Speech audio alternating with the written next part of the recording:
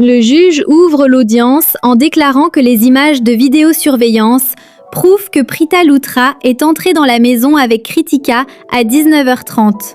Il ordonne que les images soient diffusées sur un grand écran afin que toute la cour puisse les voir. L'avocat d'Akshay s'y oppose aussitôt en affirmant que cette vidéo peut être manipulée. L'avocat de Prita répond avec assurance qu'il s'attendait à cette objection. Il annonce qu'il possède une preuve bien plus importante qui démontrera définitivement l'innocence de sa cliente. Lorsque l'autre avocat lui demande de la présenter, il crée la surprise en déclarant que cette preuve n'est pas un simple document, mais le véritable meurtrier d'Akshay. Il affirme que le coupable se trouve déjà dans la salle d'audience et demande qu'il soit appelé à la barre des témoins. Il révèle alors que cette personne n'est autre que Megha. Immédiatement, tout le monde se demande où est passée Ruchika. Karan explique au juge que Ruchika doit arriver d'un instant à l'autre avec Megha. Pendant ce temps, Srishti les cherche désespérément à l'extérieur du tribunal. Elle réalise avec inquiétude qu'elles ont disparu sans laisser de traces.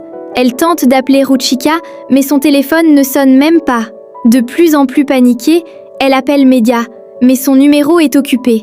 Bouleversée, elle téléphone à Karan pour lui annoncer qu'elle les a cherchés partout sans succès. Déterminée à les retrouver, elle décide de se rendre directement chez elle en prenant un rickshaw. En observant Karan au téléphone, Mahira nourrit secrètement ses propres espoirs. Elle prie intérieurement pour que le verdict soit rendu le plus rapidement possible. Elle rêve que Prita soit condamnée à la prison à vie afin que Karan reste seul. Elle s'imagine déjà le réconforter et enfin obtenir l'amour qu'elle désire depuis si longtemps. Refusant de laisser Srishti partir seule, Karan lui demande d'attendre.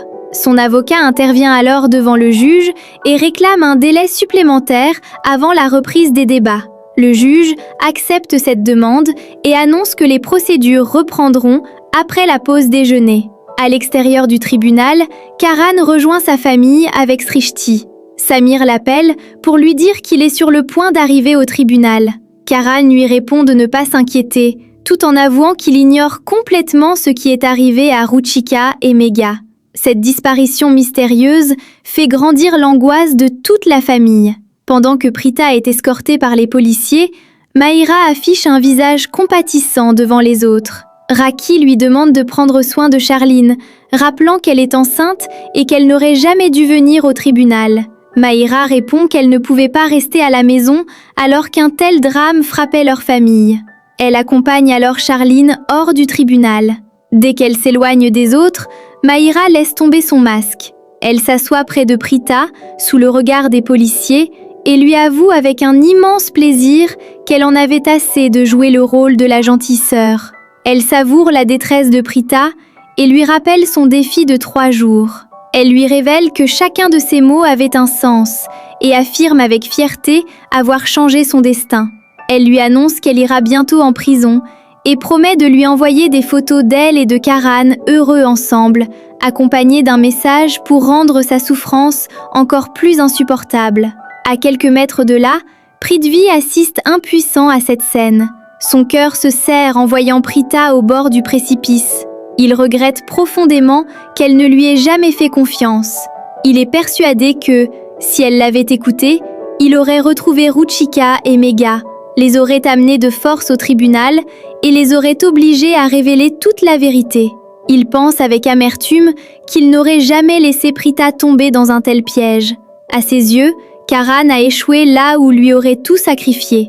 Il se promet intérieurement qu'il donnerait sa vie pour sauver Prita, tant son amour pour elle reste profond et inébranlable. Charline remarque que Prithvi semble complètement ailleurs et lui demande où est passée son attention.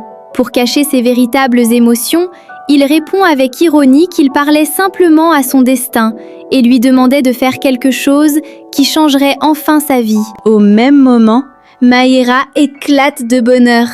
Convaincue que la victoire lui appartient enfin, elle affirme que cette journée est la plus belle de toute sa vie et qu'elle n'a jamais été aussi heureuse. Prithvi la regarde froidement et lui répond avec un sourire mystérieux que, puisqu'elle tient tant à cette journée, autant en faire véritablement le jour de Mahira. Derrière cette phrase énigmatique, il laisse entendre qu'il prépare déjà une riposte qui pourrait bientôt bouleverser le destin de chacun. Le nouveau juge reprend l'audience et demande à l'avocat de Prita de présenter le meurtrier qu'il avait annoncé. Comme Megha et Ruchika ont disparu, il estime qu'aucune preuve ne peut être produite. L'avocat d'Akshay saisit cette occasion pour accuser Bakshi d'avoir induit le tribunal en erreur. Il affirme que Ruchika a disparu après avoir raconté une histoire sans preuve et soutient que Prita est allée retrouver Akshay dans sa chambre d'hôtel avant de le tuer à la suite d'une violente dispute. Bakshi rappelle que les images de vidéosurveillance prouvent que Prita et Kritika étaient rentrées chez elle bien avant le meurtre. Mais l'avocat adverse réplique que ces images peuvent être manipulées. Le juge rejette l'objection et autorise le contre-interrogatoire de Prita. Prita déclare qu'elle voulait empêcher le mariage de Kritika avec Akshay parce qu'il était un homme mauvais. L'avocat retourne aussitôt cette déclaration contre elle en affirmant qu'elle voulait en réalité rapprocher Akshay de sa sœur Srishti.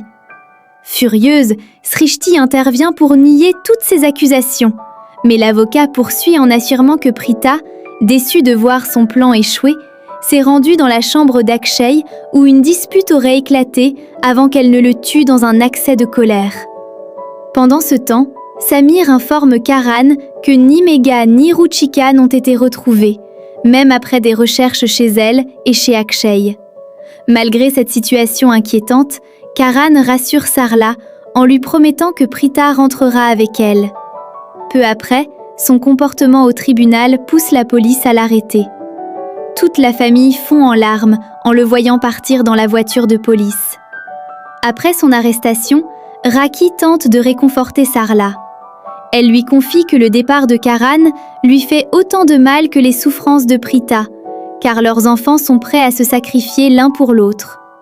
Sarla, bouleversée, se demande combien de temps Dieu continuera à les éprouver. Les deux mères décident alors de prier ensemble pour que leurs enfants soient enfin délivrés de cette terrible épreuve. Au même moment, Megha téléphone à Prithvi et le menace de révéler qu'il entretenait un lien secret avec Akshay. Elle affirme posséder des messages et d'autres preuves compromettantes, puis exige 50 lakhs pour garder le silence. Prithvi refuse de céder à son chantage et lui répond qu'il n'a pas peur de ses menaces. Après cet appel, Kritika remarque immédiatement son inquiétude, mais il évite de lui révéler la vérité et lui demande simplement de l'eau avant de partir avec elle. Pendant ce temps, la mère de Mahira reproche sévèrement à Raki d'avoir laissé Karan se sacrifier pour sauver Prita.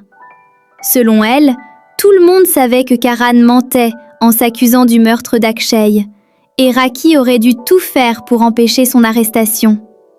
Ces paroles blessent profondément Raki, déjà déchiré par le sort de son fils.